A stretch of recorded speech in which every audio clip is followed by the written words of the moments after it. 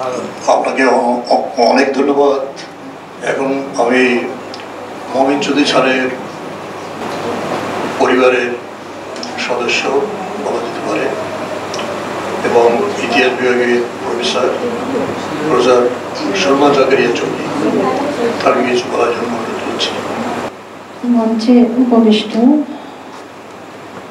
আজকের স্মরণ সভার সভাপতি, এশিয়াটিক সোসাইটির সভাপতি প্রফেসর ডক্টর হারুনুর রশিদ, সাধারণ সম্পাদক প্রফেসর ডক্টর সিদ্দিকুর রহমান খান, বিজ্ঞ আলোচকবৃন্দ, শিক্ষক, সামনে উপবিষ্ট সুধীমণ্ডলী, শুভ অপরাহ্ন।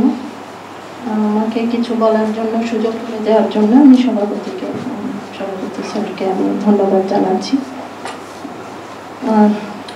একদিন না একদিন আসলে সবাইকেই চলে যেতে হয়, এটাই সত্যি। কিন্তু কিছু কিছু মানুষ আছে যাদের প্রস্থান আমরা মেনে নিতে পারি না, আমাদের কষ্ট হয়। প্রফেসর ডক্টর আব্দুল মমিন চৌধুরী সেরকমই একজন মানুষ। এভাবে তাকে নিয়ে কিছু বলতে হবে আমি এটা কখনোই মনে করি নাই, অবিশ্বাস্য। আব্দুল মমিন চৌধুরী একজন গুণী শিক্ষক, গুণী ইতিহাসবিদ ছিলেন না, তিনি নিজেই একটি ইনস্টিটিউশন ছিলেন। তার সাথে আমার শুধু শিক্ষক এবং অন্য সম্পর্ক না, উনি আমার চাচা শ্বশুর। আমি ওনার পরম সান্নিধ্যে বলা যেতে পারে ছাত্র জীবন থেকে গড়ে উঠেছি ওনার হাতে ধরে। সুতরাং পারিবারিক, আমি একাডেমিক ওনার কি অ্যাচিভমেন্ট, কৃতিত্ব, সেটা আমি বলছি না।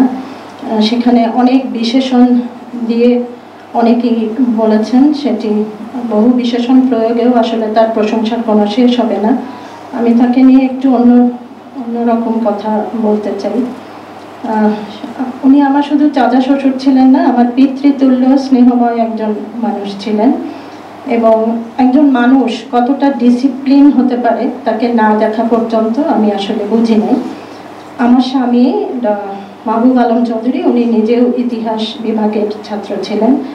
তার কাছ থেকে শোনা সেটি হচ্ছে যে চাচা আজীবন খুব ভোরে ঘুম থেকে উঠতেন এবং অত ভোরে গোসল সেরে রেডি হয়ে বাচ্চাদের স্কুলে দিয়ে কর্মস্থলে আসতেন।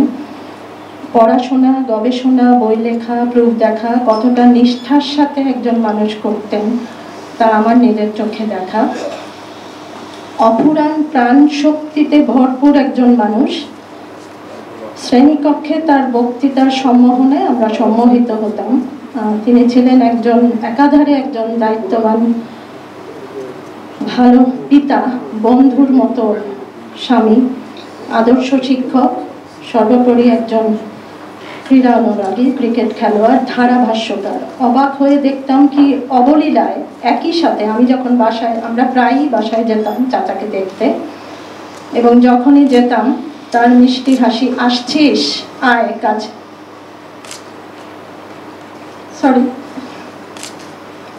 কাছে এসে বস, কি কাজ করছিস বল, কেমন চলছে।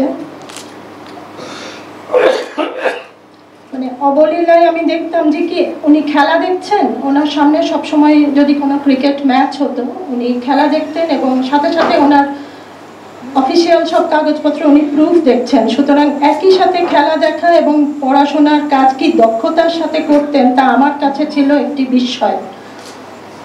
তার ছাত্রছাত্রী সহকর্মীদের কি স্নেহের সাথে গাইড করতেন, কাজ শেখাতেন তিনি। আমার সত্য বলার সৎসাহস অনেকেরই থাকে না, চাচার সেটা ছিল।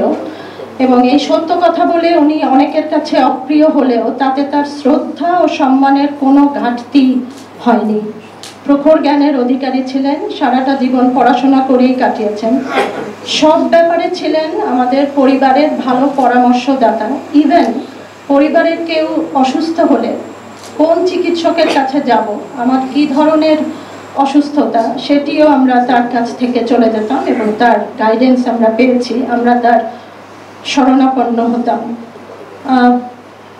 আমার আশা আমাদের মধ্যে থেকে কেউ বা তার সন্তানেরা, তার শিষ্যরা যদি তার জীবনী লেখায় এগিয়ে আসেন তবে এই প্রজন্মের শিক্ষক গবেষকদের জন্য তা একটি গাইড বই হয়ে রইবে এবং তার মতো একজন সত্যিকারের আদর্শ শিক্ষক, আন্তর্জাতিক খ্যাতিসম্পন্ন গবেষক, ইতিহাসবিদ আমাদের এই সময় চোখেই পড়ে না।